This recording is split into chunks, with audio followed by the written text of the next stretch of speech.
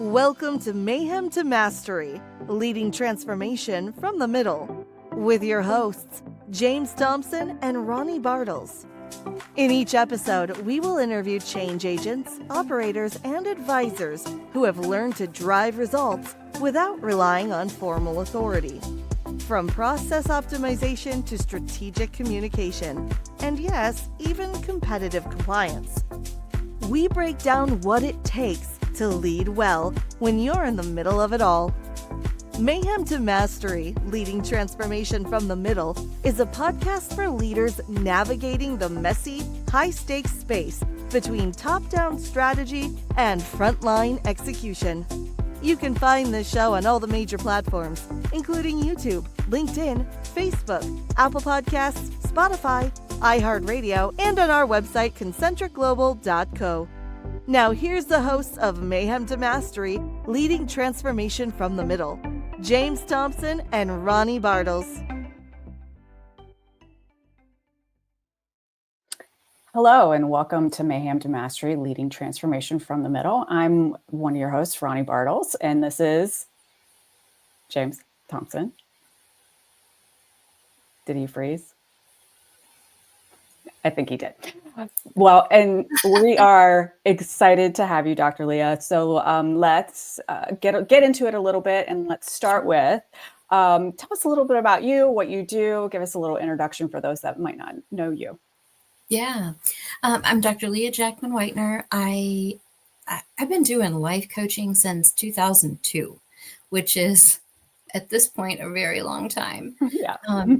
I have a PhD in counseling psychology from Ohio State, and I did psychotherapy. I was a psychologist for a long time, and then learned about life coaching back a long time ago, and started doing that then. I love the ability to look at the entire picture, career, business, identity, and how that all fits together. And James, I'm going to let you tell us how we know Dr. Leah, actually. Yeah. Well, thank you, Leah, for being our guest. Much appreciated. Leah and I go way back 20 years ago. I saw her at a networking event. She was a keynote speaker and quickly became my career coach. You know, what do you want to be when you grow up type deal. And that was the beginning, kind of the foundational advice given to building Concentric Global. So thank you, Leah. And we've been friends ever since.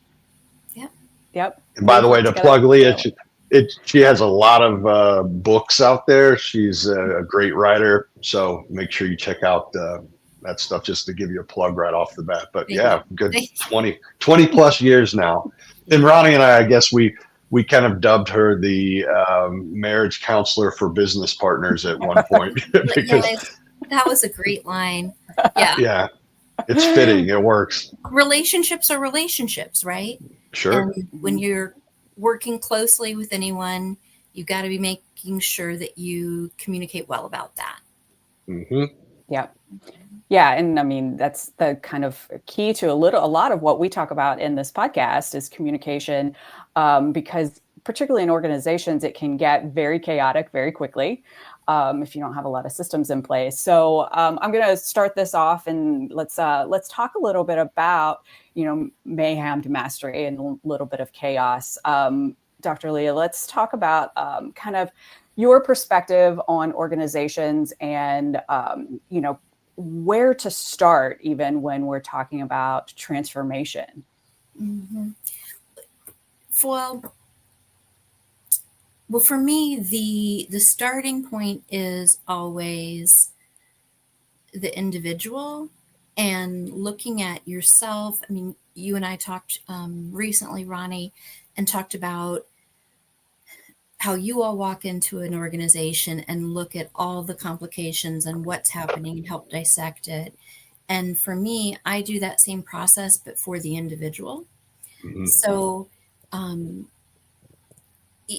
whatever issues you've got in your life outside of your work, they show up again inside of your work.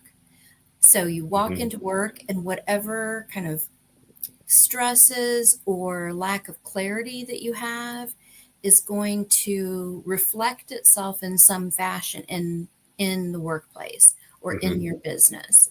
So my first approach is to help people see that you are who you are.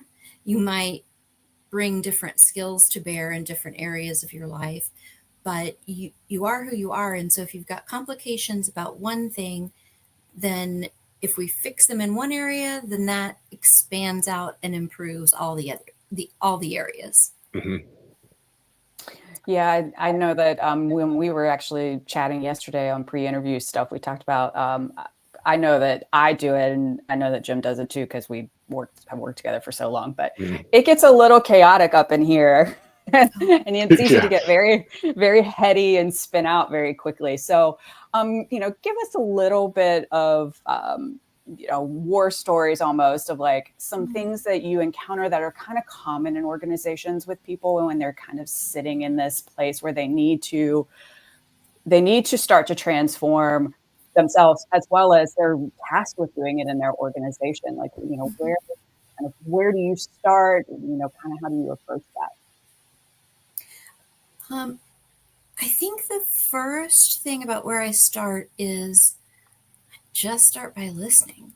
Like, what are the challenges? What most people may or may not know the cause of the challenge, and they may or may not know what they think it's about. Usually there's something more underneath what they think is the problem. And so my goal is to listen and find out what's happening, where is it good, where do you get stuck? And if we figure out where you get stuck, then we start to dissect, like start to look back and say, what's the pattern? What are the themes? Where is this place reflective of something else in your past? Like, I've had clients where they get to a certain level of success and then they hit this internal wall. And they know that it's just about what they're doing, right? They know that they are stopping themselves. And so then we go, okay, well, what's that about?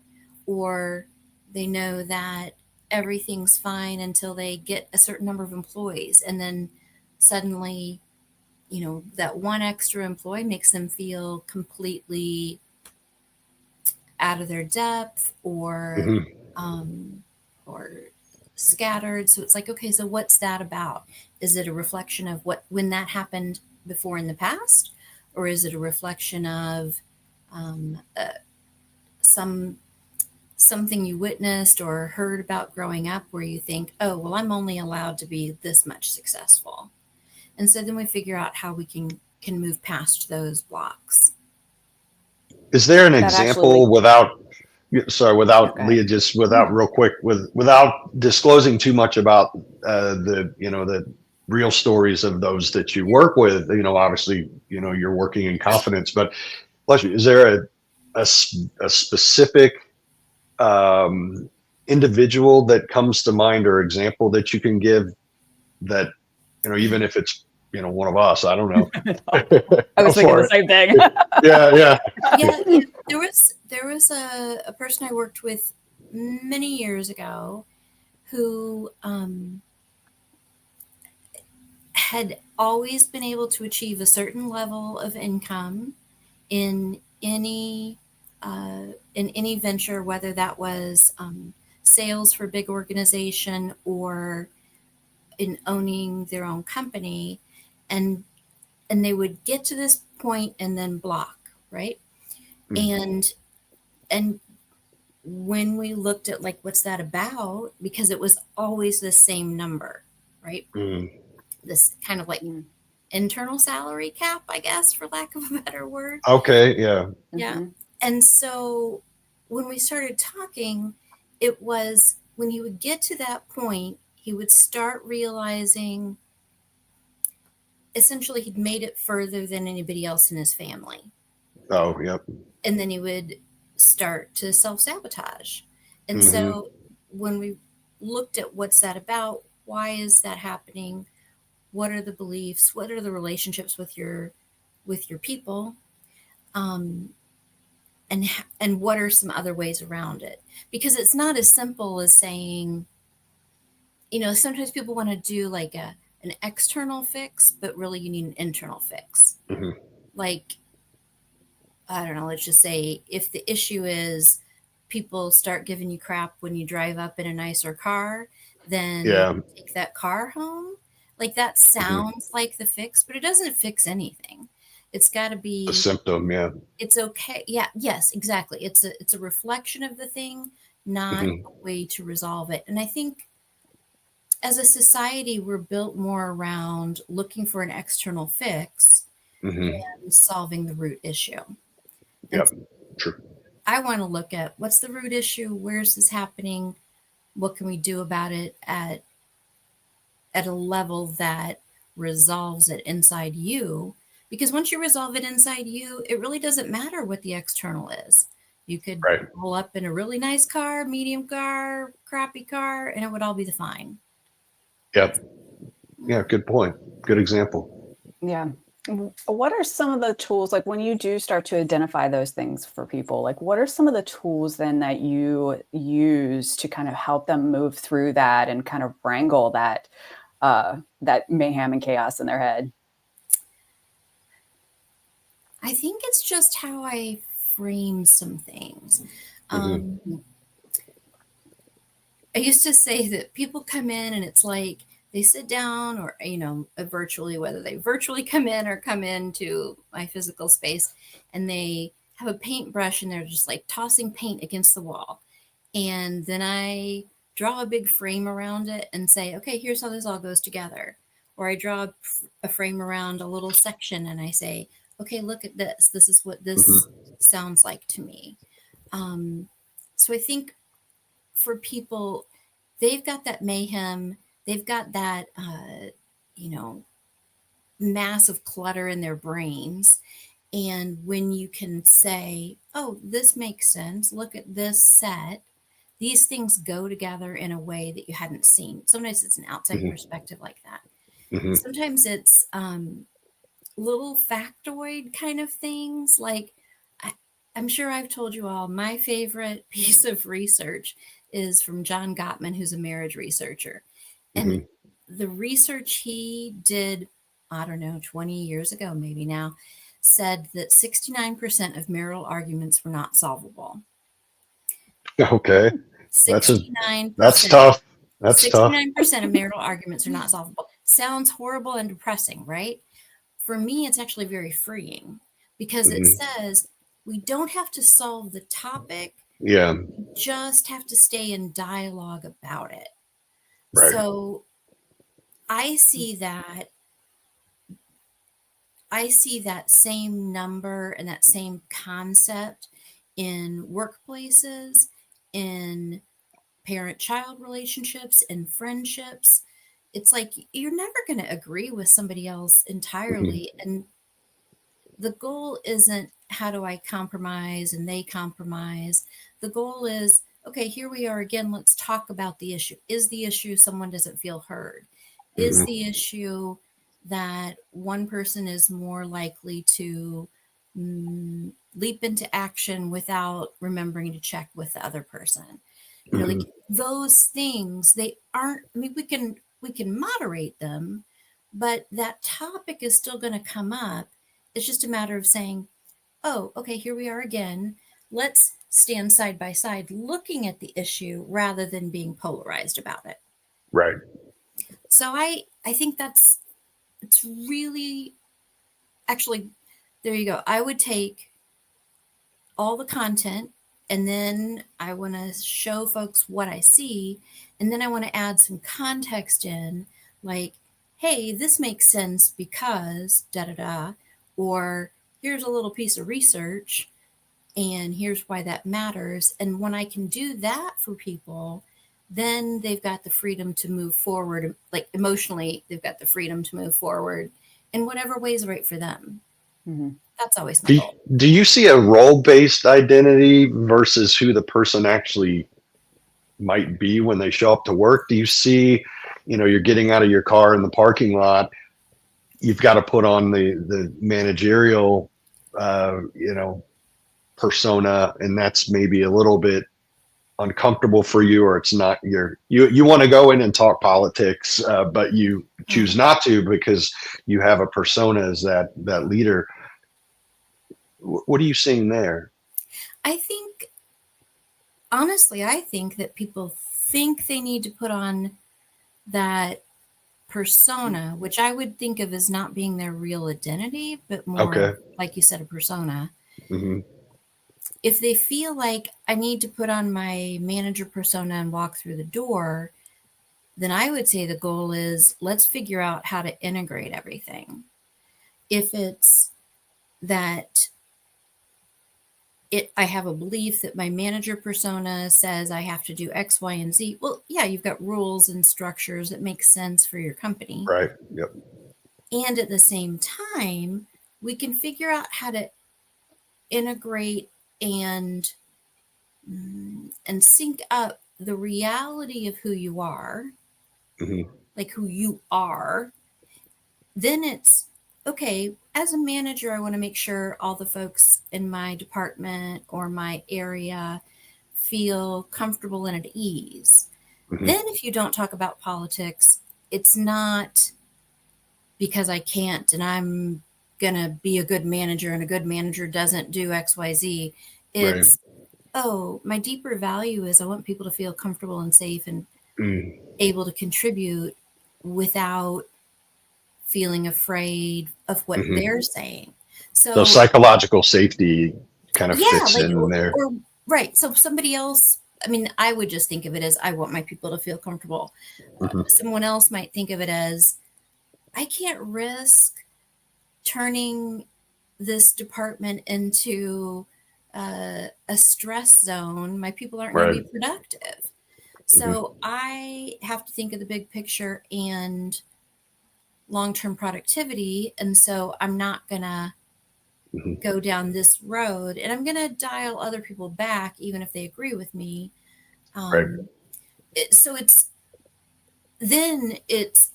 who am I as a manager? Like you're always starting with your identity and then other pieces show up in that environment as appropriate, I guess. Right.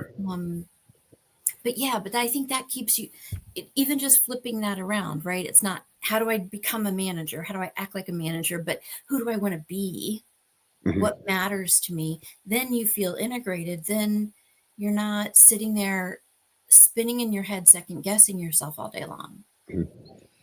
Yeah, and I think some of the work that you've done that probably is a great example of that is your work with lawyers and saying, okay, well, you don't have to give up who you are, and you don't have to give up, you went through law school. You don't have to completely abandon it, but maybe it's shifting more towards something that really speaks to you as an individual. So can you give an example of that?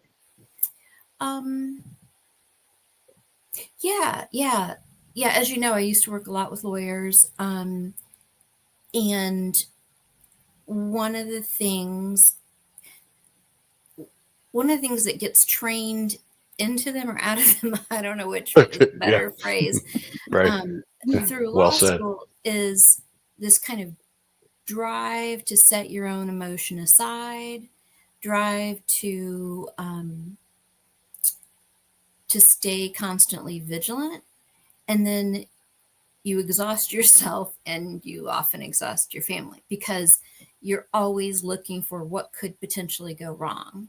And so to say, okay, you're good at this, you're good at looking for what could go wrong, and it's not making you happy right now. So what can we do? How can we shift this? It's about finding a new way to be you, or realizing that just because you are really good at a thing doesn't mean you have to give up all the rest of your life. Right. Yep. Makes sense. Yeah. Yeah. Integrating your personality into what you do, not be defined by what you do. Exactly. Yeah. Yeah. And before we kind of get into some rapid fire questions, I do have one more question I want to ask you about. We've talked a lot about where you work with individuals. Like when you go into an organization, do you work mainly just with individuals, or do you also do like workshops for teams? And tell me a little bit about how you do some work that's really kind of integrated now into an organization as a whole. Yeah, it kind of depends on what the person who brings me in, what it is they want. I think I tend to be more individually focused and making sure, because there's a lot of times you can have a group meeting and you think everything's fine, but you got to hang out with people in their own space before you find out how they're really feeling. Right. Yeah. Yeah. So I always want time to make sure I get to know people individually and try to see where that gap in communication is. A manager might think or leader, owner might think they're doing great, that they themselves are doing great, but then turns out they're not, according to their folks. So Right. just, you got to make sure you've got all the data you need. Or what if the owner is pulling in one direction, let's say a traditionalist type approach, we're not going to change. This has always worked for us, but you're in the middle of the org chart somewhere and you believe that the company should be more agile, more innovative, more disruptive. What advice would you give to that person in the middle that wants to be a better leader, wants to help the organization, but maybe they're pulling in different directions than the owner or the top leadership? I think I typically don't get brought into the whole company that way. Okay. But I work with people who are dealing with that kind of thing. Okay. And my overall approach is that how is it that you can understand and better know your manager, owner, leader, so that you can offer information that's going to be heard.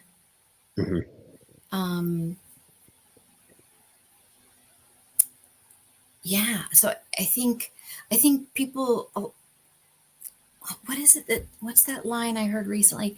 Everybody wants to change, but nobody wants anything to be different. That kind of stuff. You know what I mean? Right. There's some great lines like that I'm Right. sure Yeah. you all have integrated into all your trainings. Yeah. Change is hard for everybody. I mean, it really is. Right. We think we want change, and the reality is it's not that simple. Right. Yeah. So I think even that, like saying to a mid-level person, hey, you really want to do this new thing. Let's talk about it. Do you really want to do it? Like, right. Does it seem like a good idea, or are you certain? Right. And helping them understand that they themselves are not constantly embracing change. Like, okay, so if your spouse, partner, best friend said, let's change this all up, and didn't give you any lead time, how would you feel about it? Oh, yeah, okay, that's so maybe I need to give them some lead time. You know what I mean? I guess for me, things just come back to that kind of interpersonal connection and trust building. Yeah. Okay.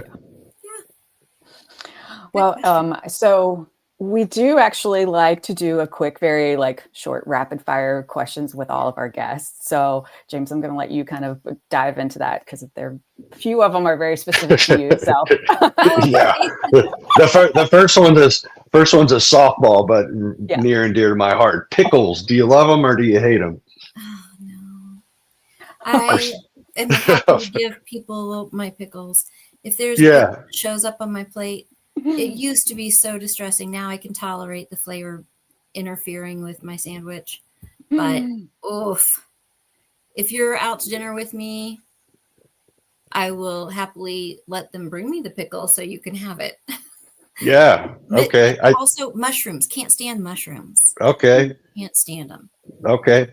So no on the pickles, but you've learned to tolerate. I think I would Yes. say, Ronnie, I'm probably in that same mode, but yeah, don't I'm build the pickle taker. Yeah, she's the pickle taker. Yeah. She's my daytime pickle taker, and then my wife is the at home Right. restaurant pickle taker. All right, number 2. What's your current favorite motto or catchphrase or hashtag? Do you have one, and what is it? Yeah, I think I always say pluses and minuses in all things. There are so many people who really just try and put that positive spin on everything and say there are gifts in everything. Okay. I don't. That just makes me mad, right? Gifts and pickles. I don't know. Gifts and right. For me, it's like, okay, yeah, there's benefits and drawbacks everywhere. Any positive change is going to have some drawbacks. Anything that looks rough, we can learn. And I am not an everything happens for a reason person. Okay. I am we can learn and grow from anything. Okay. So Gotcha. that's where the benefits and drawbacks or pluses and minuses. And I get really irritated when people try to hit let's look for the blessing. Yeah, the Pollyanna button. I can't stand it, right? Yeah. Okay. Yeah. Toxic positivity. Yeah. Freaks me out. That's a good one. All right. The next one, best efficiency hack or tech tool that you use or that you've discovered for, let's say, under $100.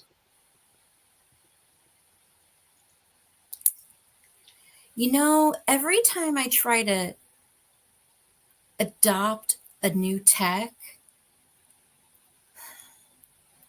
there are benefits to it. And then I end up going back to my clipboard with what I would call typing paper, what is actually known as picture paper now. All right. Yep. And also 3.5 or 3x5 note cards. Okay. Remember all those years I would have 3x5 note cards in my back pocket? Oh yeah. Yep.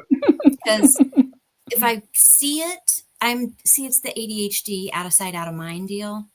Yeah. And so it's when I have a tech that I'm using efficiently and effectively, like I love Notion and all kinds of things like that. But if I'm doing that, I have to have a piece of paper that reminds me every day to open this, and this software. Right. Okay. So you've circled back away from tech, back to kind of old school paper notes. Yeah. Yeah, I do. All right. I do a mix. Yep. And it's always, and because of the ADHD deal, I think it's always changing. And so I no longer think to myself that I am going to find the perfect answer. I just try the next thing. And I am always, what is it you teach about whether it's continual or continuous improvement? Right. Yeah. Continuous is never stopping, where continual is saying, okay, that's good enough. Now I'm going to move on to the next best thing to improve. Oh, I guess maybe I do a mix of the two. Yeah. I'm always trying to figure out the next system. Cool. Yeah. Best job or favorite job and worst job. Give us some dirt on those two. I love what I do now. I love what I do now because there's a moment that happens when I'm talking to people. I'm talking to somebody and they're telling me something, and then I say something and they go, "Oh, you mean that's okay?" And that moment, I could build an entire, that makes my entire life worthwhile. Okay. Yeah, that's great. Worst job. I was a housekeeper at a Red Roof Inn for a couple of years during college, and I was not a great housekeeper because I was not good enough at the streak-free mirrors. All right. And so, but I was, tolerable. But But they moved me to the laundry room. Oh, no. The laundry room in the St. Louis metro area, you know how hot and humid it gets in St. Louis? Oh, yeah. Yikes. Oh my gosh. It's just like being in, well, it's like being in Orlando where the heat is just radiating up off the ground, right? And Oh, yeah. so 105-degree heat in St. Louis summer in an unair conditioned laundry room where it's 10 degrees hotter with 95% humidity. That's the worst. Yep. Okay. Yeah. And it's hard to, be a good steward for the company and have good attendance and be pumped about your job when you've got to deal with those elements. So, Yeah. yeah, for sure. Standing. Right. So, favorite book? My current favorite book that I'm recommending to folks is Revenge of the Tipping Point by Malcolm Gladwell. Okay. He's awesome. Love him. Anything he does, I love. I love the fact also in Revenge of the Tipping Point, it's a perfect model to say, here's what I was wrong about. Here's what I wanted to go back and look at again. Okay. Here's what I didn't recognize, or here's what that is huge, right? Right. Wouldn't you rather work for somebody who can say, oh, hey, we messed up? Yeah. Or I messed up. That's my best. Yeah. Also, I would highly recommend people read Super Communicators by Charles Okay. Duhigg. He's the guy, I think he wrote Habits. Okay. At any rate, Charles Duhigg, Duhigg. Okay. Super And Communicators. last one, what you wish you knew in your 20s that you know now? Just because someone doesn't understand me doesn't mean there's something wrong with me. Yeah, no joke. Absolutely. Yeah. I sort of still wish I knew that now. Yeah. I was going to say, I would like to know that yesterday or the day Sarah, our tech person, says amen to that in the chat. Amen. That's right. Yeah. That's right. See, because I want to know that people understood what it was I was saying, even though I'm saying, I need to know that people don't need to understand me. The irony. Right. At least I'm aware of my own irony. That's a good one. Yeah. Yeah. I was going to say, I was going to work on some key takeaways, but I think that might be my best one yet. That's a good one. I was going to say, I think I might just end it right there and just say that one, that is the key takeaway for me, at least today. What about you, James? Yeah, I would say that again, just so, it resonates. So just because say that again, just because. Let's see what I said. Sarah, if you wrote it down, please feel free to stick it in the chat. Just because someone doesn't understand me doesn't mean I have to change myself. Sure. I got to keep going. I got to keep going and being me. Yeah. Or that there's something. There's something. Yeah. Just because someone doesn't understand me doesn't mean there's something wrong with me. Right. Yeah. And one of the things all three of us have in common is, small town, born and raised type deal. And especially in that setting, folks don't like it when you change or you go off and leave the small town, or you go to college, or you do something different. They're trying to pull you back into the lobster pot, so to speak. So in my family, it's called ooh, touch you. A lot of my family members will say that, and to me it's it's offensive, because what do you mean? I'm trying to do something good with my life, and in a way they're trying to say, oh, you think you're better than we are. So that's a good lesson, is how can you hear that and understand that it's not you, it's them. My corollary to that is that in my family there's certain people / person who will claim my accomplishment as their own. Yeah, that's the other one. Yeah. Oh, my relative did blah blah blah. Oh yeah. It's like it's about them that I did. Yeah, I think that's the other side of the coin for sure. Yeah. Do it. Oh, yeah. So, Dr. Leah, let's talk a little bit about, as we're closing up, how can people get a hold of you and contact you if they want to reach out and chat, or if they need any of your services? Yeah. As far as I know, I am the only Leah Jackman-Wheitner in the globe.